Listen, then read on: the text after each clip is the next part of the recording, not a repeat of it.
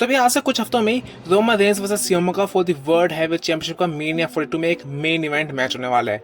लेकिन आखिरकार Roman Reigns ने सियोमका को ही चूज क्यों किया? अब यहाँ पे बात सिर्फ चैंपियनशिप की नहीं है, यहाँ पे बैक स्टेज पॉलिटिक्स, हिस्ट्री और साथ में वो दर्दनाक पल जो रोमन रेंस ने फेस किया 2012 में। आज हम उस चीज़ का ब्रेकडाउन करने वाले हैं और आखिर क्यों रोमन रेंस अभी तक सीएम पंक को रियल लाइफ में भी हेट करते हैं। तो शुरू करते हैं इस वीडियो को। तो भाई इसके लिए हमें टाइम में थोड़ा वापस जाना होगा। नवंबर 2012 सर्वर सीरीज में सीएम पंक अपना 434 डेज का डब्ल्यूडब्ल्यूई चैंपियनशिप का दिन चला रहे थे।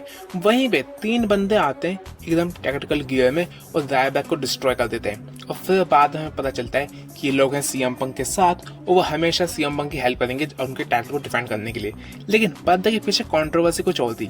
एक्चुअली जो तीसरे बंदे यानी रोमन रेंस थे, सीएम पंक कभी भी उनको चाहते ही नहीं थे द शील्ड में, और तभी से ही यहाँ पे सीएम पंक रोमन रेंस को पसंद नहीं करते थे। अब कुछ टाइम बाद सीएम पंक डब्ल्यूडब्ल्यूई से निकल गए। उसके बाद उन्होंने एक पॉडकास्ट किया कोल्ड कबाना अपने फ्रेंड के साथ। वहां पे उन्होंने तीखे बम फोड़े अगेंस्ट रोमन रेंस। उन्होंने ये कहा कि भाई डब्ल्यूडब्ल्यूई चाहती है कि वो रोमन रेंस को हमेशा स्ट्रॉन्ग दिखाएं। उन्होंने ये कहा कि एक हैंडीकैप मैच में रोमन रेंस को एक अनस्टॉपेबल वॉरियर बना दिया, जहां पर उन्होंने सबको फोड़ा। और यहाँ तक कि डब्ल्यूडब्ल्यूई पुश कर दिया रोमन रेंस को एज अ बेफेस, भले ही लोग उसे पसंद करें चाहे ना करें। अब यार 2015 का वो टाइम था जहाँ पे रोमन रेंस को कुछ खास लोग पसंद करते नहीं थे, ठीक है। और जब सीएम पंक ने बात निकाली कि बैक स्टेज ये सब चीजें हो रही है, रोमन रेंस को आर्टिफिशियली कह सकते हैं वैलिड रेसलर के ऊपर पुश किया जा रहा है, तो भाई साहब फिर तो रोमन रेंस की लाइफ हेल बन गई। किसी ने भी रोमन रेंस को पसंद नहीं किया, उल्टा लोगों ने बू किया। 16, 17, 18, 19, 20 पूरे रोमन रेंस के 5 से 6 साल सिर्फ इसी हेट को एब्जॉर्व करने में निकल गए।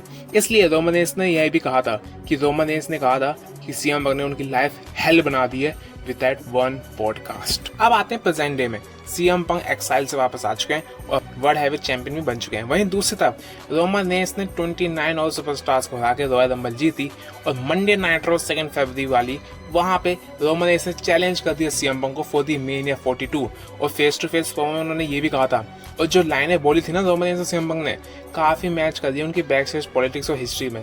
पंक ने रोमन का मजाक भी उड़ाया कि रोमन को मेन रोस्टर पर लाए थे और कहा था कि स्टार कैसे बनते हैं। रोमन ने भी फुल वैनम के साथ पलटवार की। उन्होंने ये भी कहा कि पंक एक बात का एग्जाम्पल है कि कैसा एक सुपरस्टार बिल्कुल नहीं होना चाहिए रियल लाइफ में।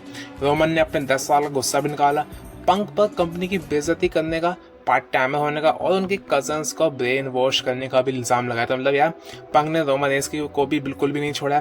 पर सबसे बड़ी बात यह है रोमन ने ये क्रिस्टल क्लियर कर दिया कि वो पंक से हमेशा से हेट करते। याद है वो वर्ड आई हेट यू? वो रेसलमेनिया में सिर्फ गोल्ड जीतने नहीं आया बल्कि सीएम पंक को मिट्टी में मिलाने। मतलब जो बोला था ना आई विल बुरी नेक्स्ट टू योर फादर, ये सीएम पंक ने लाइन बोली थी रोमन रेंस को। शायद रोमन रेंस भी यही हाल करने वाले हैं सीएम पंक का उल्टा। तो भाई अब ये कोई नॉर्मल स्क्रिप्ट नहीं है, ये एक रियल लाइफ स्टोरी लाइन में बेस है। काफ़ी चीज़ें भले हम लोग देखते हैं कि दोनों प्रोफेशनल हैं, अब चीज़ें ठीक हो गई होंगी, लेकिन यार वो 6 साल का ट्रॉमा रोमन रेंस ने जो सहा यार, वो उसमें सीएम पंक का काफ़ी बड़ा हाथ था। तो उसी को रोमन रेंस तो कभी नहीं भूल सकते। साथ में वो थोड़े से थैंकफुल भी होंगे कि अगर वो सब नहीं होता तो शायद अभी जो ट्राइबल चीफ में वैसे नहीं बनते। बाकी आप बताओ यार इस स्टोरी लाइन में मैं जो आपको खबरें बताई हैं, जो बैक स्टेज पॉलिटिक्स चली हिस्ट्री, अब आपका इंटरेस्ट लेवल कितना है और पहले कितना था और आपकी वजह से। और ये बताओ कि इस मैच का विनर होना कौन चाहिए? माय फेवरेट रोमन रेंस है। अब क्यों है उसके लिए एक वीडियो आने वाली, बहुत ज़बरदस्त वीडियो है। बाकी आप अपने रीजंस कमेंट में बता सकते हो और विनर भी। मिलता हूँ आपसे नेक्स्ट वीडियो में, तब तक के लिए आई लव यू गाइज।